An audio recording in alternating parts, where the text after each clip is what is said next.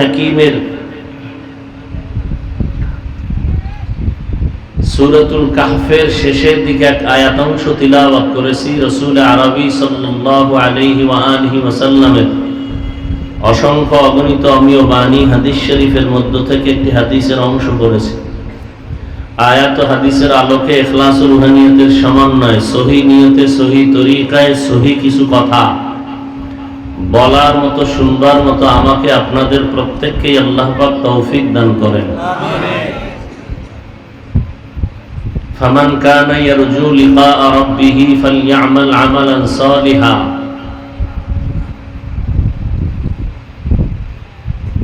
আল্লাহ বলেন, হে রাসূল, উম্মতকে বাণী শুনায়া দেন,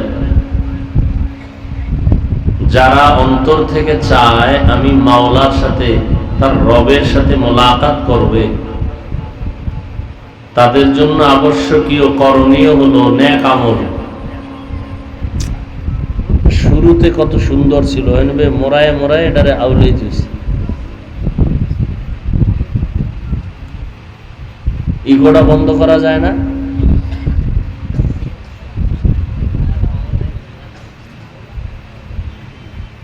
যারা রবের সাথে মোলাকাত করতে চায় তাদের জন্য করণীয় হলো আমলে সালেহ। তবে সাবধান, সতর্ক, ওয়ালা ইউশরিক বিইবাদাতি রাব্বিহি আহাদা। তার রবের ইবাদতের মধ্যে যেন অন্যকে অংশীদারিত্ব না বানায়। নবীজি বলেন, আখলিস দীনাকা ইয়াকফিকাল আমালুল কলিল। হে উম্মত, তোমাদের ঈমান ও আমলকে পরিশুদ্ধ করো, ঈমান ও আকীদা পরিশুদ্ধ করো, তো অল্প আমল নাজাতের জন্য যথেষ্ট হয়ে যাবে।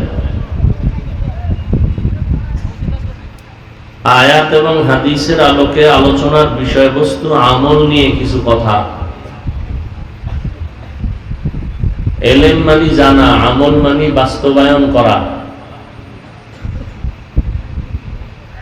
জানা সবার মধ্যে আছে, আপনারা বয়ান, ওয়াজ সবই জানেন, অভাব শুধু আমলের।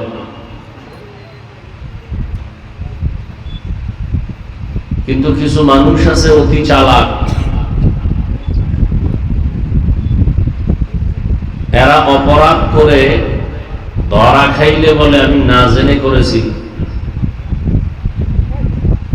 আর হুজুরদের সামনে বাহাদুরি করার ক্ষেত্রে বলে আমি সব জানি। হুজুর কি জানে?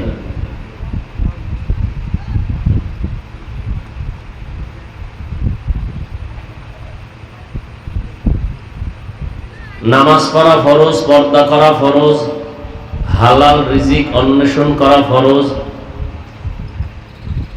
মা বাবার হক আদায় করা, প্রতিবেশীর হক আদায় করা, এগুলো সব বাধ্যগত কাজ, সবাই জানে। এখানে একজন মানুষ নাই যে জানে না।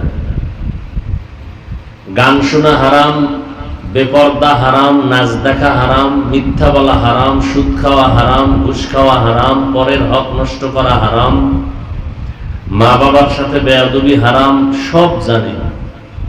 কি আপনারা এগুলো জানেন না? তাহলে কেন বলেন জানি না? এরপরও যদি বলেন আমি জানি না, না জেনে করছি, তো শাস্তি হবে ডবল। শাস্তি কি? জানলেন না কেন, করলেন কেন? জানার জন্য উলামায়ে কেরাম আপনার বাড়ি আছে, জানলেন না কেন? জানার জন্য তাবলীগওয়ালারা আপনাদের পেছনে দৌড়ায়, জানলেন না কেন? জানাবার জন্য নবীরা ঘুরছেন, জানলেন না কেন? কানে কানে কথা পৌঁছায় দেওয়ার জন্য প্রতিদিন বয়ান চলতেছে, খতিব সাহেব জুমায় বয়ান করতেছেন, জানলেন না কেন? এক শাস্তি। অপরাধ করলেন কেন? আর এক শাস্তি।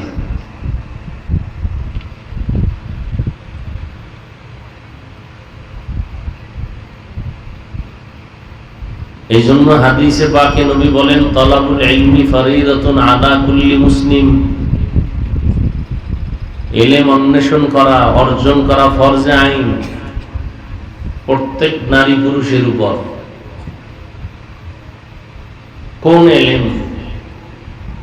যে ইলমের দ্বারা আল্লাহর পরিচয় লাভ করা যায়,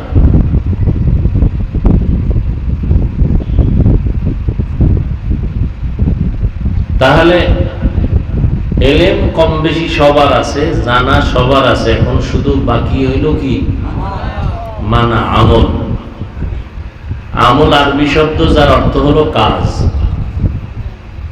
এই কাজের আরো একটা আরবি শব্দ আছে, ফেআলুন মানিও কাজ।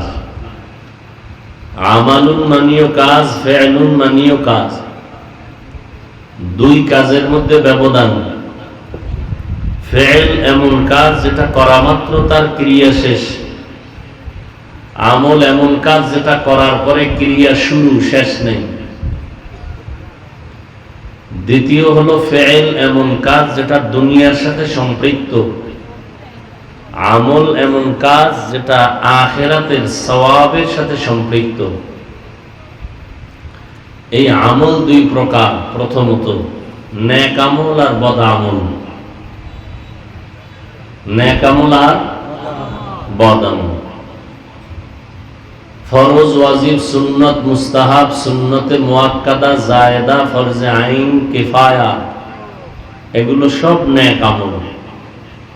হারাম, মাকরুহ, তাহরিমি, তানজি, নাজায়েজ, শিরক ও বিদআত, গুনাহে সগীরা কবীরা সব বদ আমল। কথা শুনবেন কিছু, উঠা বসা করবেন না, তাহলে আমি হাত উঠায় দোয়া করে দেব। চালাকি আর মাস্তানি জীবনে বহুত করছেন, কিন্তু এই বেহেশতের বাগানে বসে কইরেন না, কপাল পুরতে 1 সেকেন্ড লাগবে না। বড় ভালো ভালো ব্যক্তিদের কপাল পুড়ে গেছে, আপনি কে? এটা এমন একটা স্থান, এমন একটা বাগান যেখানে বসার সাথে সাথে জীবনের সব গুনাহ মাফ হয়ে গেছে। সুবহানাল্লাহ, কি সন্দেহ আছে? নবীজি হাদিসে বলেন, কোন বান্দা বান্দি যদি উলামায়ে আহলে হকের মজলিসে রওনা হয় মোলাকাতের জন্য দ্বীনের নিসবতে, প্রত্যেকের সাথে আল্লাহ 70,000 রহমতের ফেরেশতার একটা কাফেলা দিয়ে দেন। তারা তার সাথে আসেন, বসেন, মাগফিরাতের দোয়া করেন। মজলিসটা বড় দামি, প্রচন্ড গরম, আবার তুফান, ঝড়। গতকালকেও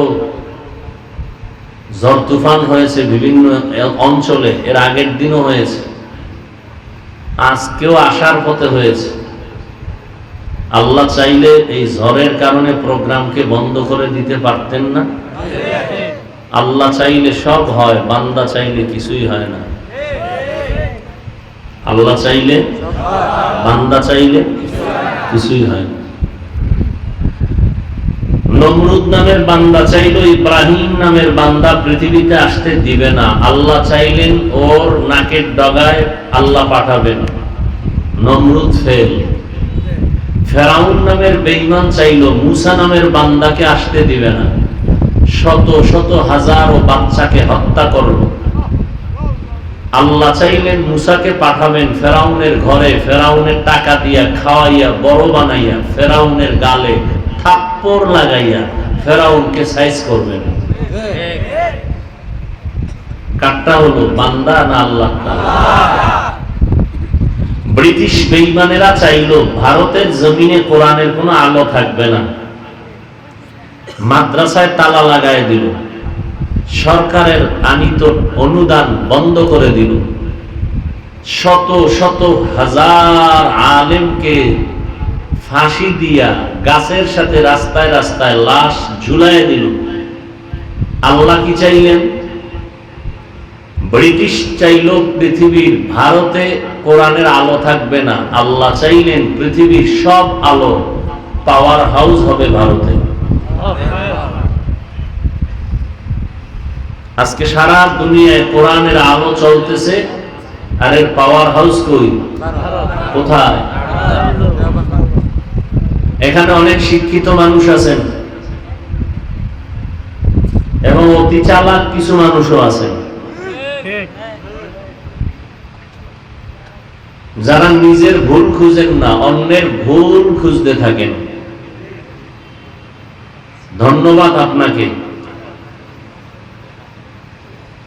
ভালো করে খেয়াল করেন, মিশরে একটা আরবি বিশ্ববিদ্যালয় আছে, নাম জানা থাকলে বলেন তো কোনটা? আল আজহার। এটা এমন একটি বিশ্ববিদ্যালয় যার দ্বিতীয় কোনো শাখা পৃথিবীর কোথাও নেই। যারা আমার সাথে একমত তারা সমর্থন দিবেন যে হ্যাঁ ঠিক আছে, ভুল হলে দাঁড়ায় যাবেন যে ভাই আপনার কথা বিবেক বিরোধী, তথ্য বহুল, তথ্যের বিরোধী, কোরআন সুন্নাহ বিরোধী। মিশরের আল আজহার বিশ্ববিদ্যালয় এমন একটা বিশ্ববিদ্যালয় যার দ্বিতীয় কোনো শাখা নাই। দারুল উলুম দেওবন্দ এমন এক বিশ্ববিদ্যালয় যার শাখা নাই, কোনো রাষ্ট্র নাই।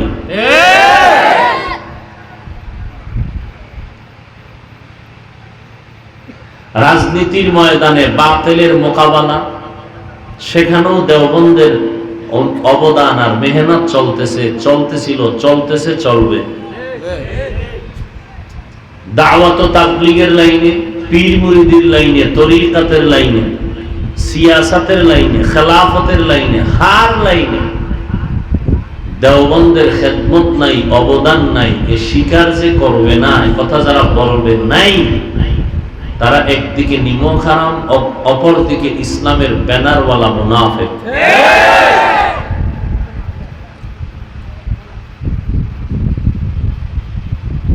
আজ গোটা বাংলাদেশে কওমি মাদ্রাসা আছে না নেই? তুলনামূলক আগের থেকে কম।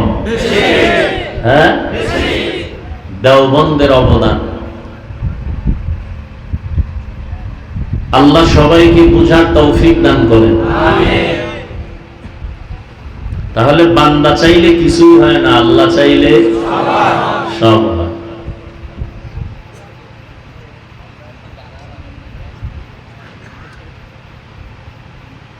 আল্লাহ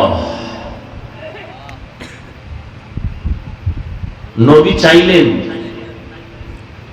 আবু জাহাল কালেমা পড়েনি, আল্লাহ চাইলেন না, কালেমা নসিবে আসে নাই। তাহলে আল্লাহ চাইলে সব হয়, বান্দা চাইলে কিছুই হয় না। ইন্নাকা লা তাহদি মান আহবাবতা ওয়ালাকিন্নাল্লাহা ইয়াহদি মান ইয়াশা।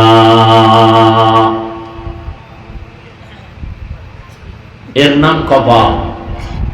হেদায়েতের মালিক কে? আল্লাহ। হেদায়েতের মালিক একমাত্র আল্লাহ। মান ইয়াহদিল্লাহু ফাহুয়াল মুহতাদ ওয়া মান ইউদ্লিল ফালান তাজিদ লাহু ওয়ালিয়্যাম মুরশিদা। আল্লাহ চাইলে হেদায়েত পেয়ে যাবে, আর আল্লাহ না চাইলে সে হেদায়েত পাবে অনেক পরের কথা। হেদায়েত পাওয়ার মতো কোনো পথ প্রদর্শক খুঁজে পাবে না, মুর্শিদ পাবে না।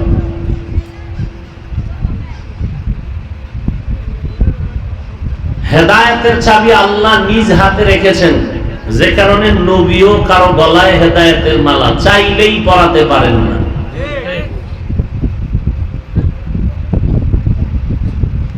আমি হাফিজুর রহমান কেন আর মক্কা মদিনার ইমাম কেন? স্বয়ং রাসূল যার কোনো গুনাহ নেই আছে, সন্দেহ করলে সে তাজা বেঈমান। সেই রসুলের বয়ান শুনেও কালেমা পড়ে না, কত বড় নিকৃষ্ট কপাল পড়া। একটু আগে নাম বলছি না, কি নাম? আবু জাহাল। আর কপাল যদি আল্লাহ খুলে দেন, তাহলে নবীকে জবাই করতে এসেও কালেমা পড়ে নেয় কে?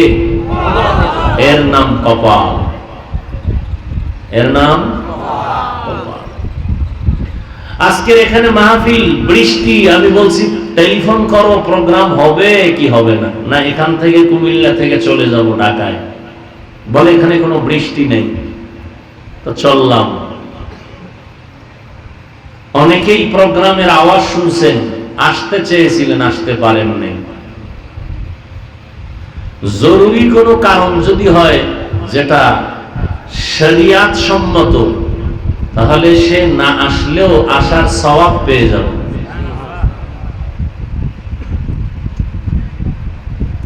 আর একদল আল্লাহর বান্দারা এসেছেন মাহফিলের আঙ্গিনায়, কিন্তু কপাল খারাপ, প্যান্ডেলে ঢুকতে পারে নাই। তারা কোথায়? তারা একদল আছে মহিলা প্যান্ডেলের তাওয়াফ করে, আর একদল আছে মার্কেটে দোকানপাটে কবিরা গুনাহ করে বসে বসে। এই